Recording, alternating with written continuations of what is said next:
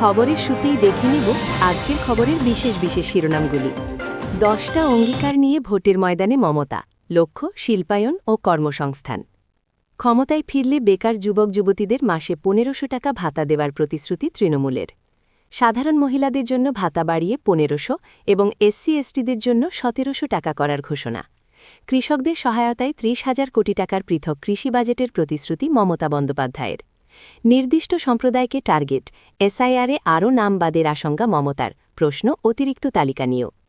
আগামী 100 বছর নিরবিচ্ছিন্ন বিদ্যুৎ দেবে দেউচাপাচামি, শিল্পায়নে জোর দিলেন মুখ্যমন্ত্রী। প্রশাসনিক কাজের সুবিধার্থে রাজ্যে আরও 7টি নতুন জেলা গড়ার অঙ্গীকার ইশতেহারে। আরও 112টি আসনে প্রার্থী ঘোষণা করল বিজেপি, নিষেধ প্রামাণিককে প্রার্থী করা হল মাথাভাঙায়। দ্বিতীয় দফায় 32 জন প্রার্থীর নাম ঘোষণা বামফ্রন্টের, গুরুত্ব পেল তরুণ তুর্কিরা। মমতা বন্দ্যোপাধ্যায়ের খাস তালুকে বাড়ি বাড়ি প্রচার শুরু করলেন বিজেপি প্রার্থী শুভেন্দু অধিকারী। শান্তিকুঞ্জের অন্দরে ভাঙন ধরাতে কাঁথি দক্ষিণ ও উত্তরে বিশেষ কৌশলে এগোচ্ছে তৃণমূল। আসছি এবার বিস্তারিত খবরে। তার আগে বন্ধুরা, চ্যানেলে প্রথমবার হয়ে থাকলে চ্যানেলটি সাবস্ক্রাইব করে নোটিফিকেশন বেলটি অন করে রাখুন প্রতিনিয়ত লেটেস্ট আপডেট খবর সবার আগে পাওয়ার জন্য। তৃণমূলের ইশতেহার প্রকাশ, 10টা অঙ্গীকার নিয়ে ময়দানে মমতা।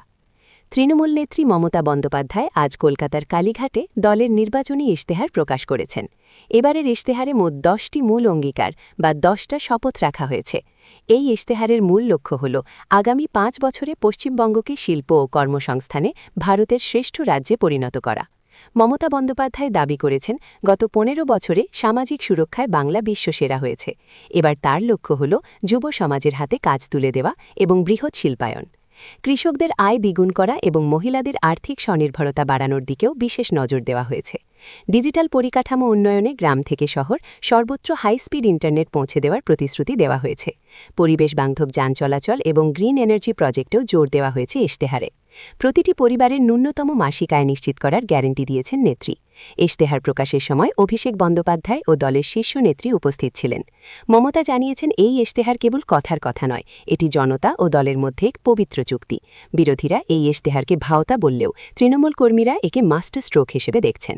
ইশতেহারের প্রতিলিপি প্রতিটি বুথে পৌঁছে দেওয়ার নির্দেশ দিয়েছে দল। মূলত মধ্যবিত্ত এবং নিম্নবিত্ত ভোটারদের কথা মাথায় রেখেই এটি সাজানো হয়েছে। বাংলার নিজস্ব সংস্কৃতির রক্ষা এবং সাম্প্রদায়িক সম্প্রীতি বজায় রাখার প্রতিশ্রুতিও এতে স্থান পেয়েছে। আসছি পরের খবরে। বেকারদের জন্য ভাতা, যুবশ্রী প্রকল্পে ব্যাপক সম্প্রসারণ। রাজ্যের শিক্ষিত বেকার যুবক যুবতীদের জন্য আজ এক যুগান্তকারী ঘোষণা করেছেন মমতা বন্দ্যোপাধ্যায়। ইশতেহার অনুযায়ী তৃণমূল পুনরায় ক্ষমতায় ফিরলে বেকারদের মাসে 1500 টাকা করে ভাতা দেওয়া হবে। যুবশ্রী প্রকল্পের এই নতুন সংস্করণে স্নাতক এবং স্নাতকোত্তর উত্তীর্ণ বেকাররা সরাসরি সুবিধা পাবেন। এই প্রকল্পের মাধ্যমে বছরে প্রায় 20 লক্ষ যুবক যুবতী উপকৃত হবেন বলে ধারণা করা হচ্ছে। মুখ্যমন্ত্রী জানিয়েছেন, শুধুমাত্র ভাতা নয়, এই যুবকদের স্কিল ডেভেলপমেন্ট বা দক্ষতা বৃদ্ধির প্রশিক্ষণও দেওয়া হবে। শিল্প তালুকগুলোতে এই প্রশিক্ষিত যুবকদের কর্মসংস্থানের ব্যবস্থা করবে সরকার। কর্মসাথী প্রকল্পের মাধ্যমে নতুন স্টার্টআপ বা ব্যবসা শুরু করার জন্য 5 লক্ষ টাকা পর্যন্ত সহজ ঋণ মিলবে। আইটি সেক্টর এবং ম্যানুফ্যাকচারিং ইউনিটে স্থানীয় যুবকদের জন্য বিশেষ সংরক্ষণের ইঙ্গিত দেওয়া হয়েছে। বিরোধীদের দাবি, কর্মসংস্থান দিতে না পেরেই সরকার ভাতার রাজনীতি করছে। তবে যুব সমাজের একটা বড় অংশ এই ঘোষণায় ইতিবাচক সাড়া দিয়েছে বলে তৃণমূলের দাবি। সরকারি পোর্টালে এই ভাতার জন্য নাম নথিভুক্ত করার প্রক্রিয়াও সরলীকরণ করা হবে। নির্বাচনের আগে তরুণ ভোটারদের নিজেদের দিকে টানতে এটি তৃণমূলের অন্যতম বড় তুরুপের দাস। ডিজিটাল ইকোনমিতে যুবকদের যুক্ত করতে ল্যাপটপ বা স্মার্টফোন কেনার সুবিধাও থাকছে। সামগ্রিকভাবে বেকারত্ব দূরীকরণকে এই ইশতেহারে সর্বোচ্চ অধিকারত্ব দেওয়া হয়েছে। আসছি পরের খবরে।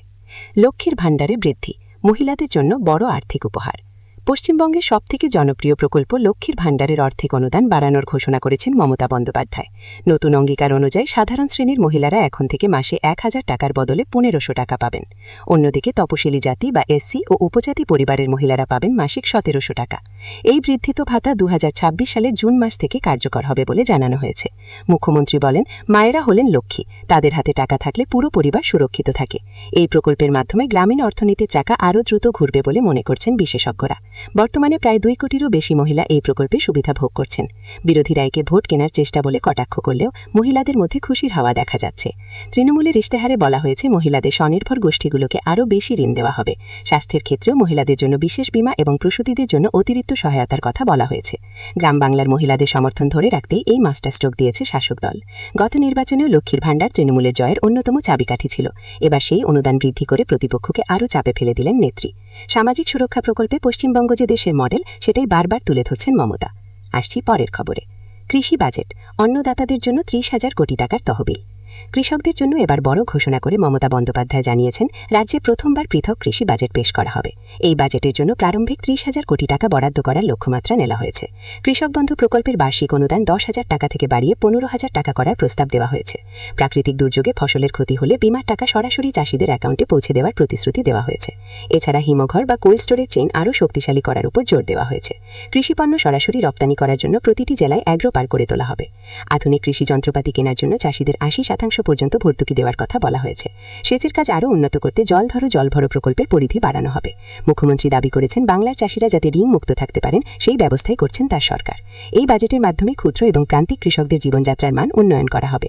সারের কালোবাজারি রুখতে কঠোর আইন এবং বিশেষ টাস্ক ফোর্স গঠনের কথা রয়েছে ইশতেহারে। অর্গানিক ফার্মিং বা জৈব চাষকে উৎসাহিত করতে বিশেষ প্যাকেজ ঘোষণা করা হয়েছে। খাদ্য প্রক্রিয়াকরণ শিল্পে বিনিয়োগ টানতে কৃষি বাজেট এক বড় ভূমিকা নেবে বলে মনে করা হচ্ছে। কৃষকদের মন জয়ে তৃণমূলের এই বিশাল আর্থিক বরাদ্দ বিরোধীদের চিন্তায় রেখেছে। আসছি পরের খবরে। শিল্পের গন্তব্য বাংলা, দেউচাপাচামি ও বিদ্যুৎ সুরক্ষা। শিল্পায়নকে এবারে নির্বাচনী প্রচারের প্রধান থিম করেছে তৃণমূল কংগ্রেস। মমতা বন্দ্যোপাধ্যায় অঙ্গীকার করেছেন যে আগামী 100 বছর বাংলাকে বিদ্যুতের জন্য কারো মুখাপেক্ষী হতে হবে না। বীরভূমের দেউচাপাচামি কয়লা খনি প্রকল্প চালু হলে রাজ্য বিদ্যুতে স্বয়ংসম্পূর্ণ হবে এবং বিদ্যুৎ মাশুল কমবে। এই খনি প্রকল্প থেকে কয়েক লক্ষ মানুষের কর্মসংস্থান হবে বলে তিনি দাবি করেন। ভারী শিল্পের পাশাপাশি ক্ষুদ্র এবং মাঝারি শিল্পে পশ্চিমবঙ্গকে 1 নম্বরে নিয়ে যাওয়ার পরিকল্পনা রয়েছে। প্রতিটি মহকুমায় একটি করে ইন্ডাস্ট্রিয়াল ক্লাস্টার তৈরির প্রতিশ্রুতি দেওয়া হয়েছে ইশতেহারে। সিঙ্গুর ও নন্দীগ্রামে শিল্প পুনরুজ্জীবনের জন্য বিশেষ টাস্ক ফোর্স গঠন করা হবে। তাজপুর গভীর সমুদ্র বন্দর এবং ডানকুনি অমৃতসর ফ্রেট করিডোর প্রকল্প দ্রুত শেষ করার আশ্বাস দেওয়া হয়েছে। রাজ্যে সেমিকন্ডাক্টর এবং ইভি ম্যানুফ্যাকচারিং প্ল্যান্ট আনতে বড় কোম্পানিগুলোর সাথে কথা চলছে বলে জানান মমতা। লাল ফিতের ফাঁস কাটিয়ে সিঙ্গল উইন্ডো ক্লিয়ারেন্স সিস্টেম আরও উন্নত করা হবে। শিল্পপতিদের আশ্বাস করে মুখ্যমন্ত্রী বলেন, বাংলায় জমি বা শ্রম নিয়ে কোনো সমস্যা নেই। আগামী 5 বছরে 5 লক্ষ কোটি টাকার নতুন বিনিয়োগ আনার লক্ষ্যমাত্রা রাখা হয়েছে। শিল্পের জন্য বিশেষ জমি ব্যাংক এবং পরিকাঠামো উন্নয়নের গ্যারান্টি দেওয়া হয়েছে এই 10 অঙ্গীকারে। আসছি পরের খবরে। নতুন জেলা গঠন, প্রশাসনের বিকেন্দ্রীকরণ ও নাগরিক সুবিধা। প্রশাসনিক কাজকে সাধারণ মানুষের আরও কাছে পৌঁছে দিতে রাজ্যে আরও 7টি নতুন জেলা গড়ার অঙ্গীকার করা হয়েছে। বসিরহাট, বিষ্ণুপুর, কান্দি, বহরমপুর এবং রানাঘাট সহ বেশ কিছু মহকুমাকে পূর্ণাঙ্গ জেলা করার প্রস্তাব রয়েছে। মমতা বন্দ্যোপাধ্যায় জানান, জেলা ছোট হলে সরকারি পরিষেবা দ্রুত জনগণের কাছে পৌঁছায়। নতুন জেলাগুলোর জন্য পৃথক পুলিশ সুপার ও জেলা শাসকের অফিস তৈরি করা হবে। এর ফলে সাধারণ মানুষকে সার্টিফিকেটের বা অন্য কাজের জন্য আর দীর্ঘ পথ পাড়ি দিতে হবে না। এই জেলা গঠনের মাধ্যমে স্থানীয় স্তরে ব্যাপক কর্মসংস্থানও তৈরি হবে বলে ইশতেহারে বলা হয়েছে। নতুন আদালত, হাসপাতাল এবং শিক্ষা প্রতিষ্ঠান গড়ে তোলা হবে এই নতুন জেলাগুলোতে। প্রশাসনিক সংস্কারের এই পথে হাঁটলে দুর্নীতি দমন করাও সহজ হবে বলে মনে করছে শাসক দল। প্রতিটি ব্লকে একটি করে মিনি সচিবালয় বা প্রশাসনিক ভবন তৈরির পরিকল্পনাও রয়েছে। সাধারণ মানুষের অভিযোগ শোনার জন্য সরাসরি মুখ্যমন্ত্রী হেল্পলাইনকে আরও শক্তিশালী করা হবে। বিরোধী রায়কে নির্বাচনী চমক বললেও স্থানীয় মানুষ এই দাবিতে দীর্ঘদিন ধরে আন্দোলন করছিলেন। উত্তর ও দক্ষিণ 24 পরগনার মতো বড় জেলাগুলোকে ভাগ করলে উন্নয়ন ত্বরান্বিত হবে বলে মনে করেন বিশেষজ্ঞরা। আগামী 2 বছরের মধ্যে এই জেলা গঠন প্রক্রিয়া শেষ করার প্রতিশ্রুতি দিয়েছেন মমতা বন্দ্যোপাধ্যায়। নির্দিষ্ট সম্প্রদায়কে টার্গেট, এসআইআরে আরও নামবাদের আশঙ্কা মমতার। প্রশ্ন, অতিরিক্ত তালিকা নিয়েও। বঙ্গে এসআইআরের চূড়ান্ত তালিকা প্রকাশের পর অন্তত 60 লক্ষ ভোটারের নাম বিচারাধীন। বাদ পড়েছে 63 লক্ষের কম বেশি ভোটার। যদিও সুপ্রিম কোর্টের নির্দেশে বিচারাধীন ভোটারদের ভাগ্য নির্ধারণের ভার বিচারপতিদের ওপর। নির্দিষ্ট সময়ের মধ্যে তাদের ভোটাধিকার নিয়ে নিষ্পত্তি করতে হবে। সেই কাজ শেষের পর অতিরিক্ত তালিকা প্রকাশ করার কথা নির্বাচন কমিশনের। কিন্তু ভোট ঘোষণা হয়ে গেলেও এখনও একটিও অতিরিক্ত ভোটার তালিকা প্রকাশিত হয়নি। আর তাতেই অশনি সংকেত দেখছেন রাজ্যের মুখ্যমন্ত্রী তথা তৃণমূল সুপ্রিমো মমতা বন্দ্যোপাধ্যায়। শুক্রবার দলীয় ইশতেহার প্রকাশের অনুষ্ঠানে তার আশঙ্কা, অতিরিক্ত তালিকা এখনও দিতে পারেনি, ইচ্ছা করেই সময় নষ্ট করছে। একটা নির্দিষ্ট সম্প্রদায়কে টার্গেট করে নাম বাদ দিয়েছে। অবশ্য বহু হিন্দু, মতুয়া, রাজবংশীর নামও বাদ দেওয়া হয়েছে। এ প্রসঙ্গে পরিসংখ্যান তুলে ধরে মমতা বন্দ্যোপাধ্যায়ের দাবি, 60 লক্ষ বিচারাধীনে নেমে 10 লক্ষের নাম বাদ গিয়েছে, 22 লক্ষের নামে নিষ্পত্তি হয়েছে। কমিশনের অবশ্য দাবি, ধাপে ধাপে সকলের নামেরই নিষ্পত্তি হচ্ছে। শুক্রবারই অতিরিক্ত ভোটার তালিকা প্রকাশের কথা থাকলেও তা পিছিয়ে দেওয়া হয়েছে।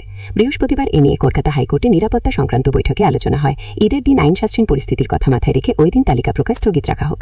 এই পরিস্থিতিতে কবে প্রথম অতিরিক্ত তালিকা প্রকাশ হবে, তাতে কতজনের নাম থাকবে, কত বাদ করবে, এসব নিয়ে চিন্তা কাটছে না ভোটারদের। তার মধ্যে তৃণমূল নেত্রীর দাবি, বিচারাধীনদের থেকে আরও 10 লক্ষ নাম বাদ পড়তে চলেছে। একটা নির্দিষ্ট সম্প্রদায়কে টার্গেট করে রাজ্যের 2-1টি জেলা থেকে বাদ বেশিরভাগ ভোটারের নাম কোপে করছে। আর এর নেপথ্যে রাজনৈতিক চক্রান্ত রয়েছে বলে অভিযোগ মমতা বন্দ্যোপাধ্যায়ের।